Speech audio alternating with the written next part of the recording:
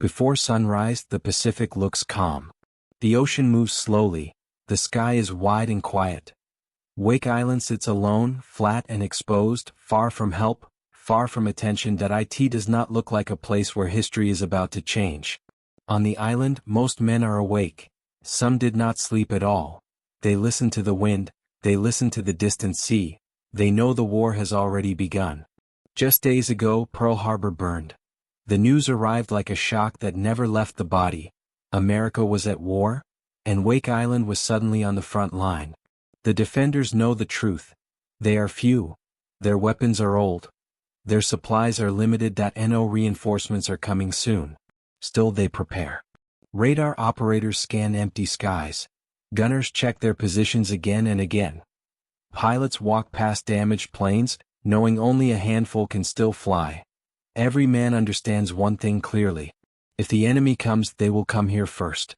Far beyond the horizon, Japanese aircraft carriers move through the dark. Their crews are calm. They are confident. They believe this will be simple. Pearl Harbor was only the beginning. The plan is clear. Strike fast. Strike hard. Take island after island before the enemy can react. Wake Island is small. Barely a dot on the map. Its defenders are expected to fold quickly. In the Japanese briefing rooms, Wake Island is not discussed with fear. It is discussed with routine. A short mission. Minimal resistance. A quick victory. The pilots believe it. The planners believe it. The Empire believes it. As the first light touches the clouds, engines begin to roar. Japanese aircraft rise into the sky in perfect formation. They head east toward a target that looks harmless from above. On Wake Island, the radar screen changes. A single voice breaks the quiet. Aircraft. Many aircraft. Coming fast. There is no panic yet. Only movement. Men run to their stations. Guns are uncovered. Orders are shouted, short and clear. Every sound feels louder than it should. Some men think of home. Some think of nothing at all. Fear settles in, slow and heavy, but no one turns away. Then the sky fills. Bombs fall from above, tearing through airfields, fuel stores and buildings. The ground shakes. Sand and smoke rise together. The island, so flat and exposed, has nowhere to hide. Planes on the ground are destroyed before they can move. Hangars collapse. Communications fail. The defenders realize within minutes how fragile their position truly is. From the air, Japanese pilots see smoke and fire. They see targets hit. They believe the mission is going as planned. But something feels wrong. Anti-aircraft fire rises from the island. Not scattered. Not weak. Accurate. Guns that should not still be firing are firing. Positions thought to be destroyed are alive. A Japanese plane is hit. Then another. This is not expected. On the ground, American gunners work with focus and fear. They fire until barrels heat and hands shake. They reload, they fire again. There is no cheering. No celebration. Only survival. The attack lasts minutes, but it feels endless.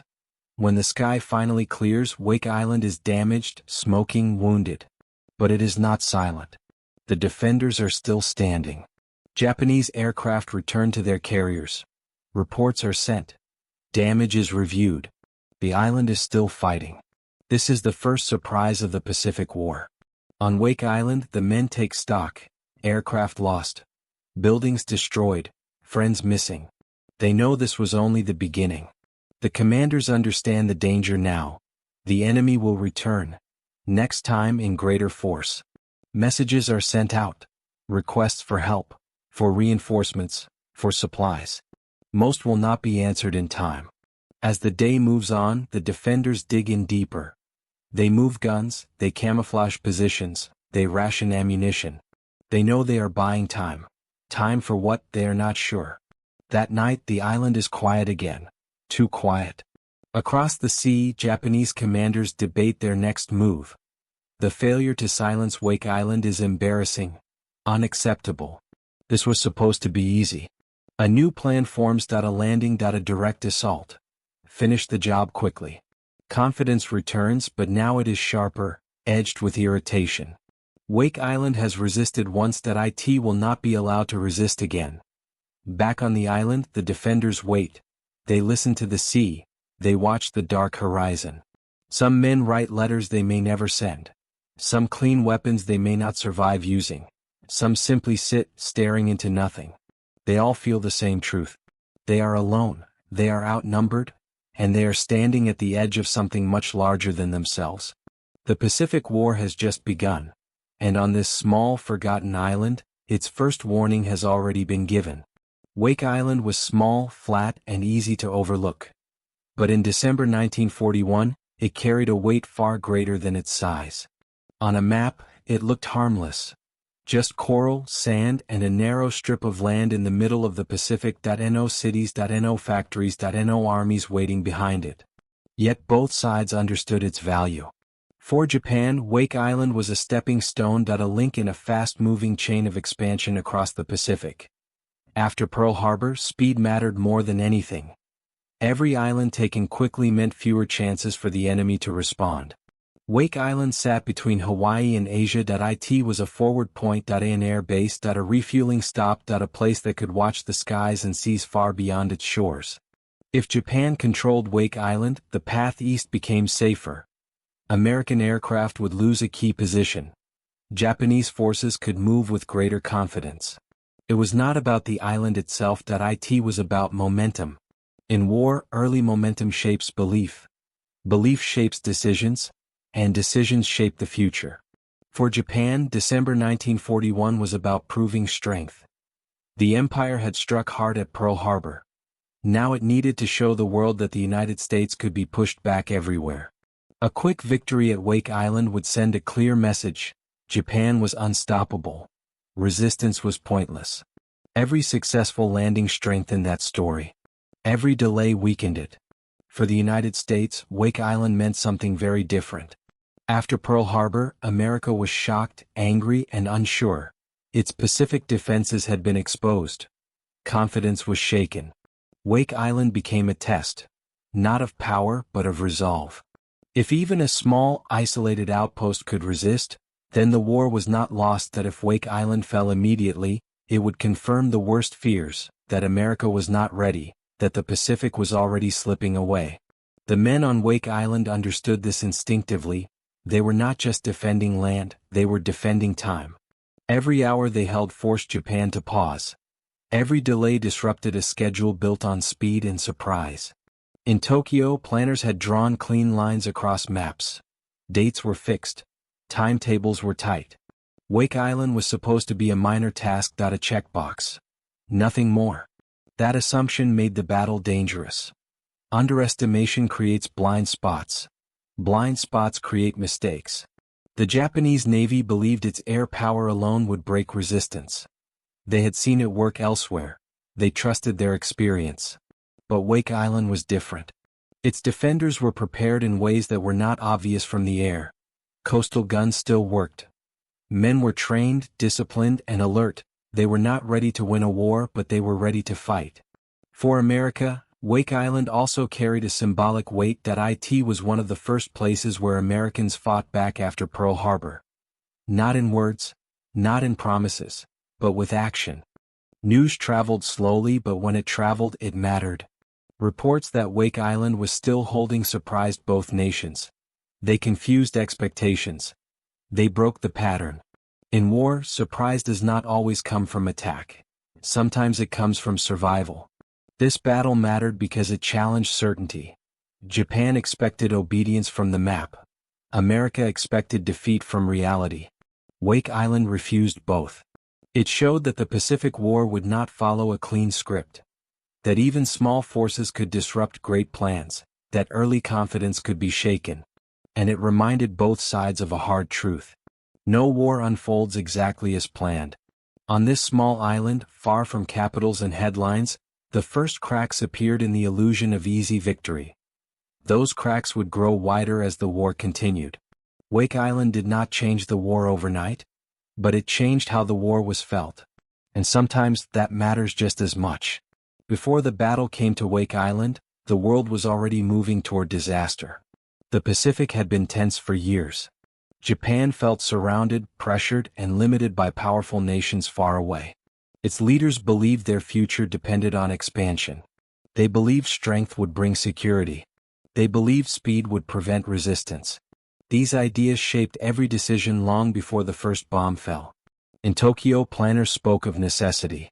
Oil was running out. Resources were tight. Time felt short.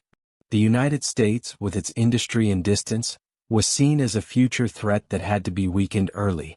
Pearl Harbor was meant to do that. It was meant to shock America into hesitation. After Pearl Harbor, Japan moved fast. Island after island fell with little resistance. The pattern was comforting. It confirmed what many already believed: that Japan was ready, that its navy was superior, that its pilots were unmatched. Confidence grew with every success. Wake Island was placed into this pattern without much thought. On the American side, the mood was very different. Pearl Harbor left confusion and anger behind. Plans felt unfinished. Defenses were scattered. The Pacific suddenly felt wide and dangerous. Many American positions were isolated, lightly defended, and easy to forget. Wake Island was one of them. The island had no natural protection. No mountains. No forests. No depth. It was flat, exposed, and surrounded by open sea. Supplies arrived slowly. Reinforcements were uncertain. Even before the war, Wake Island felt distant from everything that mattered. The men stationed there knew this. They joked about being forgotten. They lived routine lives. Maintenance work. Training drills. Long hours under the sun. The war felt far away until it suddenly wasn't. When the news of Pearl Harbor reached Wake Island, the mood changed instantly. Routine disappeared. Every sound felt sharper. Every horizon felt closer. The men understood something important had shifted, even if they did not know what would come next. Defensive preparations increased, but resources did not. Aircraft were limited. Ammunition was precious. Repairs were done by hand, often under pressure. Nothing felt sufficient, but nothing could be changed quickly. Above all, there was uncertainty. Would help come? Would the island be reinforced? Would it be abandoned? No clear answers arrived. In Japan, Wake Island barely registered emotionally. It was one task among many. A small step in a large movement. The assumption was simple. Resistance would be brief. Losses would be minimal. The island would fall and the fleet would move on. That assumption shaped the coming battle more than any weapon. War often begins not with hatred but with certainty. Certainty that plans will work. Certainty that the enemy will behave as expected. Certainty that speed will overcome doubt. Wake Island stood at the edge of these beliefs. It was quiet that it was exposed, and it was about to test assumptions on both sides of the Pacific. The world before the battle was a world rushing forward, confident and afraid at the same time. No one yet understood how long the road ahead would be, or how costly certainty could become. On Wake Island, leadership was not about grand speeches or bold promises. That it was about decisions made under pressure, with limited choices and little time. The American commander on the island understood the situation clearly, that he knew they were outnumbered, that he knew help might never arrive, that he also knew that panic would destroy them faster than any enemy attack. His task was simple and impossible at the same time: hold the island, protect the men, buy time. Among the officers there was quiet tension. Some believed relief would come. Some believed they were already alone. No one said it out loud, but everyone felt the same question hanging in the air. How long can we last? Pilots faced their own reality. They had few aircraft. Many were damaged, fuel was limited. Every takeoff felt like a gamble. Yet these pilots carried heavy responsibility. They were the island's eyes and shield. When they flew, they knew they might not return. When they stayed grounded, they knew the enemy would come closer.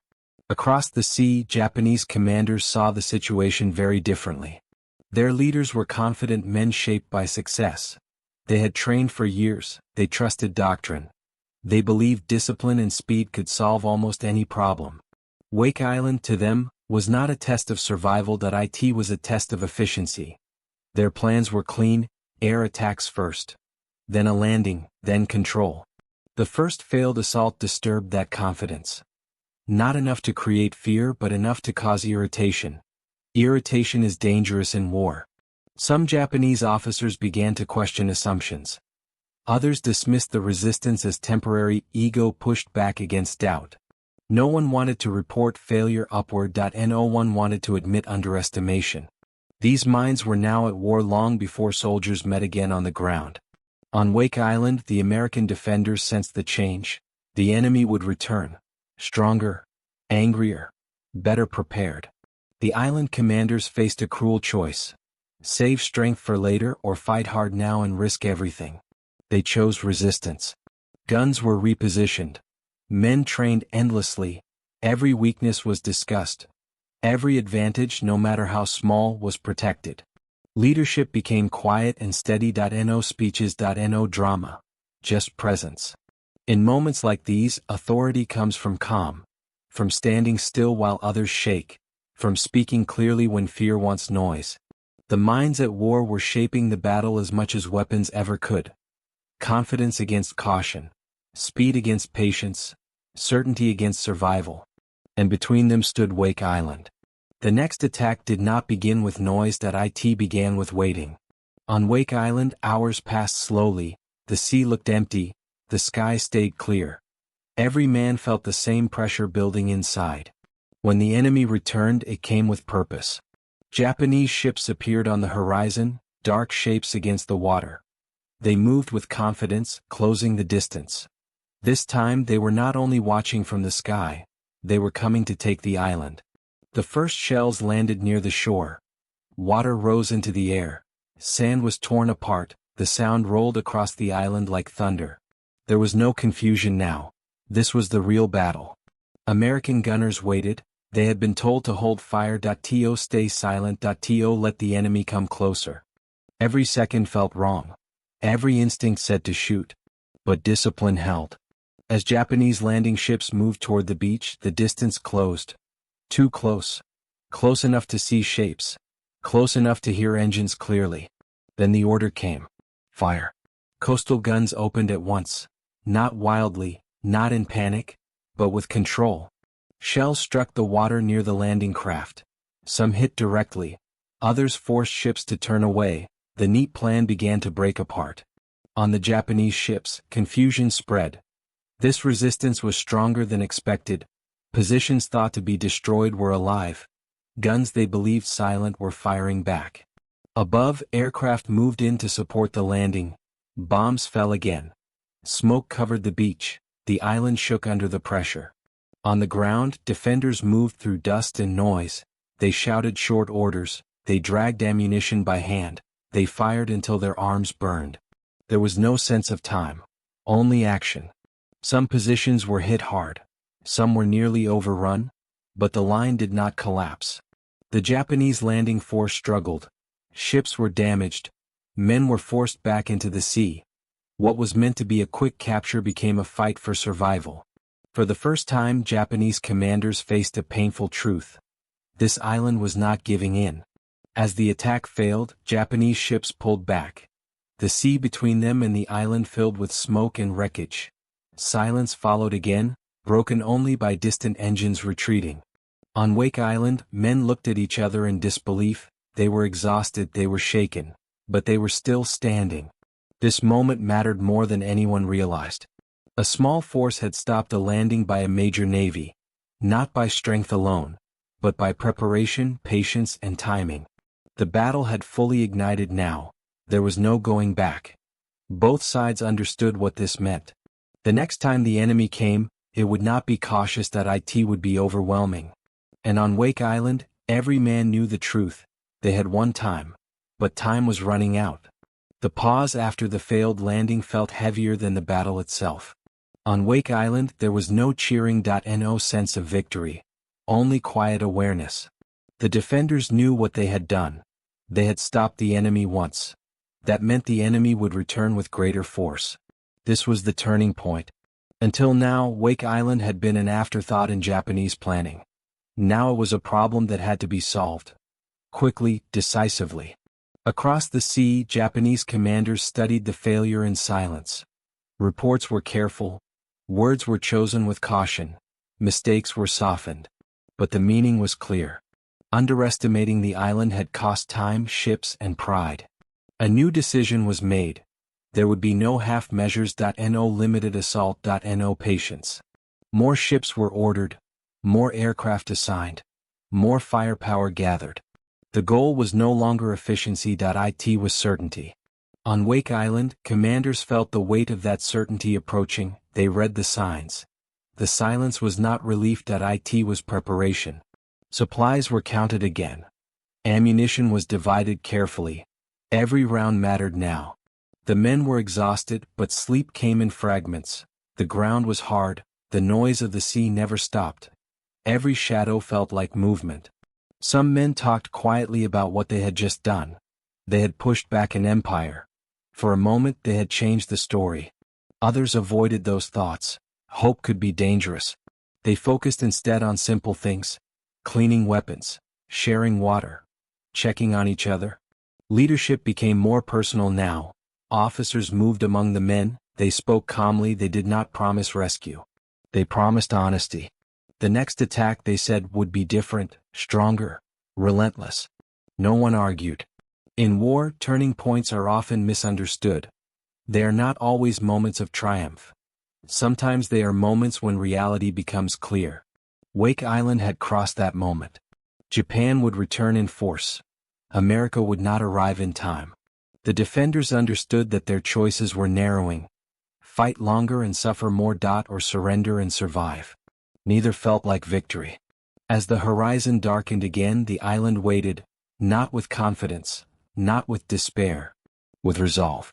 The battle had changed, and so had the men fighting it. As the days passed, the strain on Wake Island became constant and unforgiving. The brief moments of calm were no longer comforting. They only gave the men more time to think.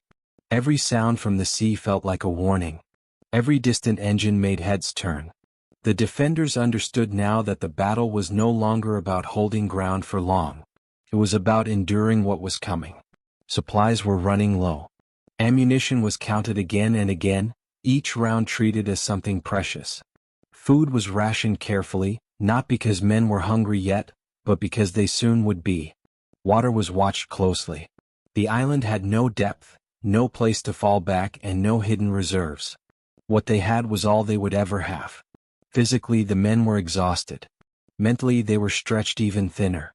Sleep came in short, broken moments, often interrupted by alarms or imagined sounds. Faces showed the cost of constant alertness. Hands shook from fatigue, not fear alone. Still, no one asked to leave his post. The idea of abandonment felt worse than exhaustion. Commanders faced their own silent struggle. Every decision carried weight. Fire too early and waste ammunition. Hold fire too long and risk being overwhelmed. They knew there would be no perfect choices, only necessary ones. Leadership now meant accepting responsibility for outcomes that could not be controlled. Across the Pacific, Japanese preparations continued with urgency. The failure at Wake Island had damaged confidence, and confidence had to be restored. More ships joined the task force. More aircraft were assigned. The lesson learned was simple and dangerous. The island would not fall unless it was crushed completely. The difference this time was intent. The coming assault was not meant to test defenses. It was meant to erase them. Speed was replaced by force. Caution was replaced by certainty. Pride demanded a result that could not be questioned. On Wake Island, the defenders sensed this shift without needing intelligence reports. The scale of movement on the horizon spoke clearly. This was no longer a probing attack. It was an ending being prepared. Some men wrote letters in the quiet hours, unsure if they would ever be read. Others spoke softly about home, about ordinary things that now felt distant and unreal. These moments were not acts of surrender. They were reminders of what still mattered beyond the island. When the final attack came, it arrived with overwhelming power. Air strikes pounded the island again and again, breaking what little remained intact. Defensive positions were hit relentlessly. Communication became harder. Coordination slowed. The defenders fought on, but the balance had shifted beyond recovery. By the time the landing force reached the shore, resistance was no longer about stopping the enemy. It was about dignity. About protecting wounded comrades. About surviving the inevitable. The decision to surrender was not made lightly. It came after all meaningful resistance was gone. After the cost of continuing had become greater than the purpose it served. For the men on Wake Island, surrender was not defeat in spirit. It was an acknowledgement of reality. When the fighting ended, silence returned once more. The island was no longer a battlefield. It was a place marked by endurance. Wake Island had not changed the outcome of the war, but it had changed how the war began. It proved that even in the darkest opening moments, resistance was possible and certainty could be broken. That legacy would endure long after the guns fell silent. In the days that followed, Wake Island faded from the headlines, but it did not fade from memory. For Japan, the capture of the island was reported as a correction, a necessary step completed after unexpected resistance. Official language smoothed over the delay, but within command circles, the lesson lingered. Even small, isolated forces could disrupt carefully built plans. Speed alone was not enough. For the United States, Wake Island became something rare in those early weeks of the war. It became a story of resistance. Not a victory in the traditional sense, but a stand that mattered. At a time when news was filled with loss and retreat, Wake Island showed that American forces could fight back, even when outnumbered and cut off. The men who defended the island carried the battle with them long after it ended. Some would spend years in captivity. Others would struggle quietly with memories of exhaustion, fear, and impossible choices. Their experience was not celebrated loudly at first. The war moved on too quickly. Bigger battles followed. Larger losses demanded attention. Yet within military planning rooms, Wake Island was studied. The Japanese Navy adjusted expectations. Assumptions about enemy weakness were questioned more carefully. Overconfidence, once comfortable, now carried a warning. For American planners, Wake Island reinforced the value of preparation and discipline.